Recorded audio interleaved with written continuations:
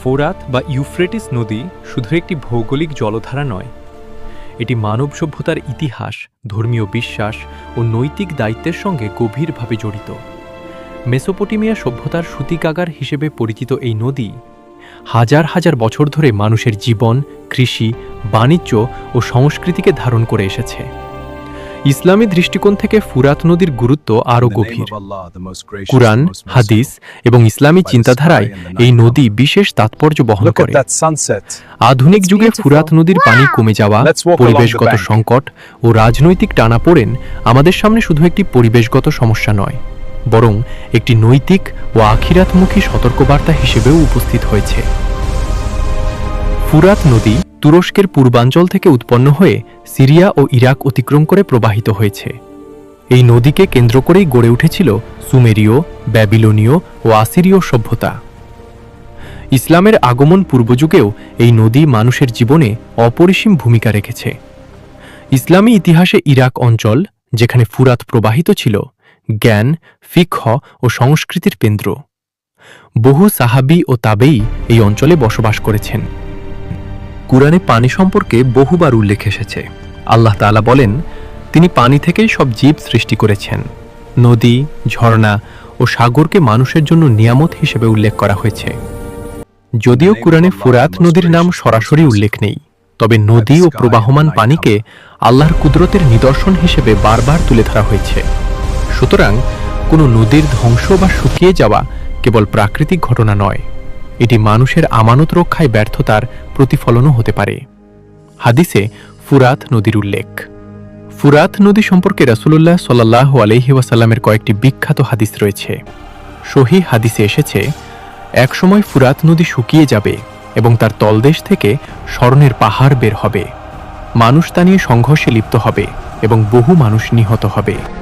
রাসূল সাল্লাল্লাহু আলাইহি ওয়াসাল্লাম সতর্ক করেছেন, যে ব্যক্তি সে সময় উপস্থিত থাকবে সে যেন ওই স্বর্ণ থেকে কিছু না নেয়। ইসলামী আলেমগণ এই হাদিসকে কিয়ামতের নিদর্শনসমূহের মধ্যে গণ্য করেছেন। এই হাদিসের ব্যাখ্যায় আলেমগণ বলেছেন, এটি শুধু ভবিষ্যৎবাণী নয়, বরং মানব লোভ, সংঘাত ও নৈতিক অবক্ষয়ের প্রতীক। স্বর্ণের পাহাড় মানুষের সীমাহীন লালসার রূপক হিসেবেও ব্যাখ্যা করা হয়েছে। ফোরাত নদী শুকিয়ে যাওয়ার ঘটনা আমাদের স্মরণ করিয়ে দেয় যে সম্পদের প্রতি অন্ধ আসক্তি মানুষকে ধ্বংসের পথে নিয়ে যায়। ভিডিওটি যদি ভালো লাগে তাহলে একটি সাবস্ক্রাইব করবেন, একটি লাইক এবং কমেন্ট করে যাবেন। আজকের বাস্তবতায় আমরা দেখি ফোরাত নদীর পানি আশঙ্কাজনকভাবে কমে যাচ্ছে। উজানে বাঁধ নির্মাণ, জলবায়ু পরিবর্তন ও রাজনৈতিক ব্যবস্থাপনার অভাব নদীটির প্রবাহ ব্যাহত করছে।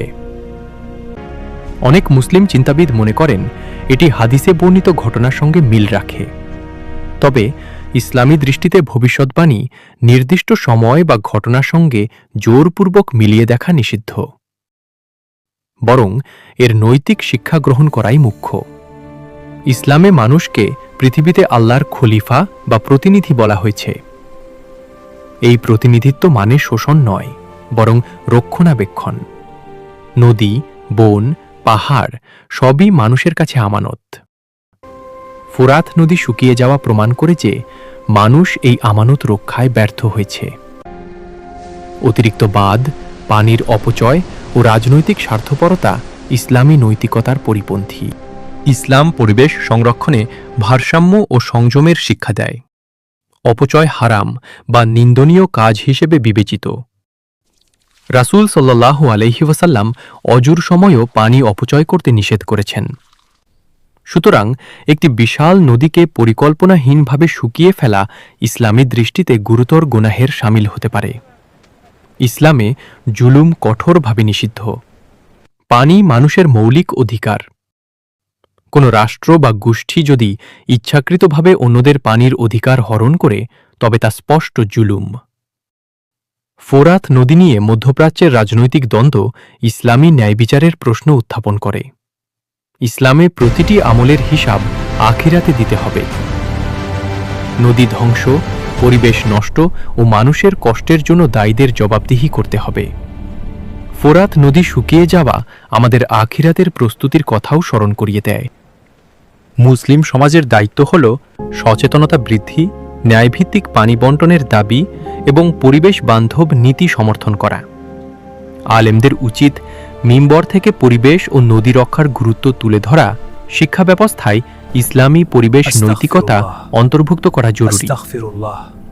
ইসলামে বিপর্যয়ের সময় তাওবা ও দোয়ার নির্দেশ আছে। ফোরাত নদীর সংকট আমাদের সম্মিলিত তাওবার আহ্বান জানায়।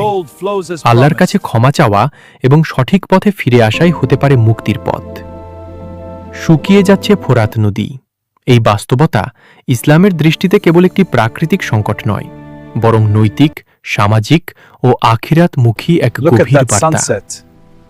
এটি আমাদের স্মরণ করিয়ে দেয় যে আল্লাহর নিয়ামত অবহেলা করলে তার পরিণতি ভয়াবহ হতে পারে। এখনই সময় আত্মসমালোচনা, সংশোধন ও দায়িত্বশীল ভূমিকা গ্রহণের। ফোরাত নদী বাঁচানো মানে শুধু একটি নদী নয়, বরং মানবতা, ন্যায় ও ঈমানি দায়িত্বকে রক্ষা করা।